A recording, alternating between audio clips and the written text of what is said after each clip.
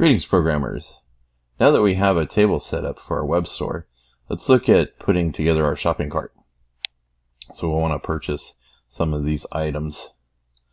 So what I want to do, first thing is I want to show a listing of how much our total is going to be. I'm going to put a header on this page.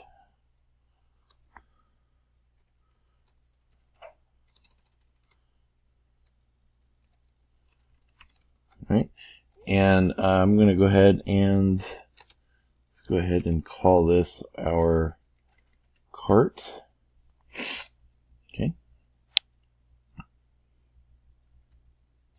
Actually, let's do this. I'll put a span tag in here. That will be our cart.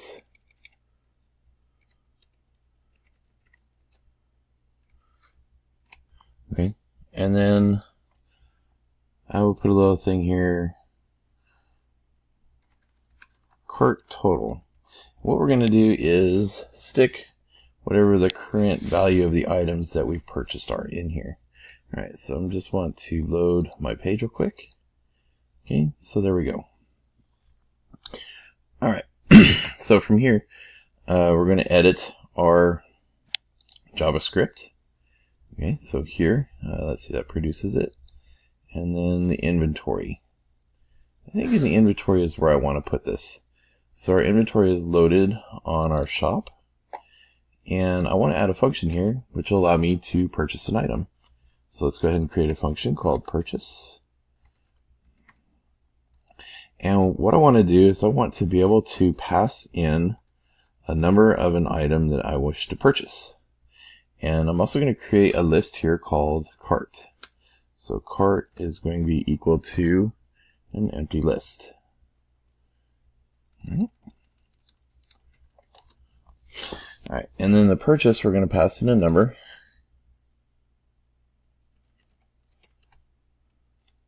Which will be the item number that I want to purchase. So for example, right now, pizza would be 0. Now, one thing to be aware of is the way I'm doing this here is probably not the best way to do it because our stock list could change, changing the numbering. The best way to do this would be to set up our stock as a dictionary and store the name of the item that you're purchasing and store that. But this example will suffice. Okay, so what I want to do is I want to take this item num and append it to my cart.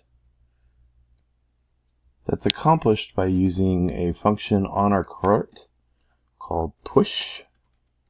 So I'm going to push this item number on here. Okay, and once the item's in there, what I want to do is generate a current running total. So, let's see. I'm going to create a sum variable and then create a loop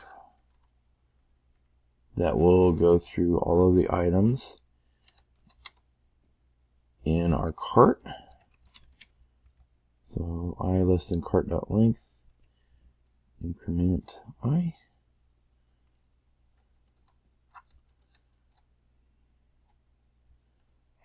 Okay.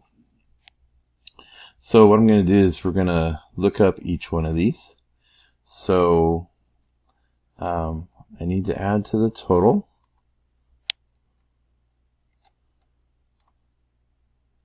I'm going to pull up the stock item. And I need to access that from the cart. So cart at index I is the item I'm looking for. I'm going to pull that out of the stock. And I want the price of that. Okay, and then I want to add 2 fixed to here. If we don't do that, you're going to get some rounding errors. It'll be like 4 digits of precision at some point. So that will just help clean it up.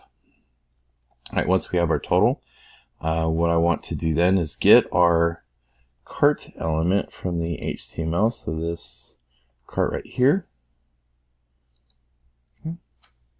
So document element ID cart dot inner HTML will be equal to $.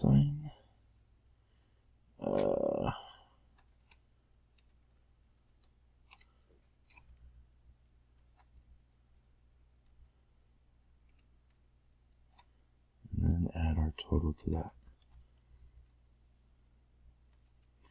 Okay, so now this purchase should do what we expected to do. We just need to go back to our shop.js and add to our button an on-click listener. And I was doing some research today, and I looked up that this method of doing events is deprecated. The recommendation is to create an event listener in your JavaScript. Again, this is the format that I'm most comfortable with, so I'm just going to go with this for now. So in this onClick, what we want to do is we want to call this function purchase. Okay, so purchase. And you'll notice here that I'm using the double quotes because I put the single quotes on all of my tags. All right, and then I want to purchase, and we need to do add. There we go. And here I want to put the item number here. So this would be item number I. Okay, I'm going to save that. And let's reload our page and see if this works. So now if I purchase, $10. All right, that is not correct. So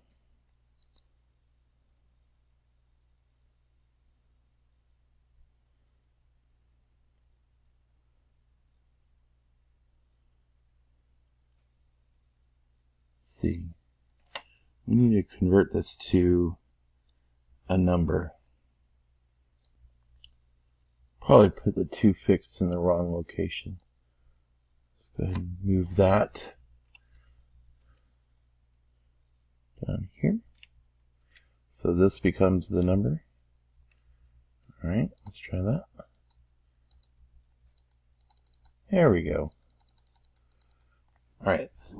So now you can see that we have the list properly generating because now we're seeing a true dollar amount here. So that's the first step in the process. The next step is to actually get an itemized list of what we purchased. Okay. So this is where we're going to look.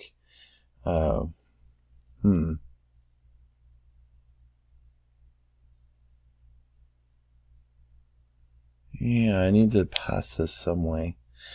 So we need to store this in a cookie, but you can't store lists directly in a cookie. Cookies can only store simple variables. So in the next video, we'll look at how to store a list in a cookie. So if you like this, please consider liking. If you really liked it, please consider subscribing. Thank you very much.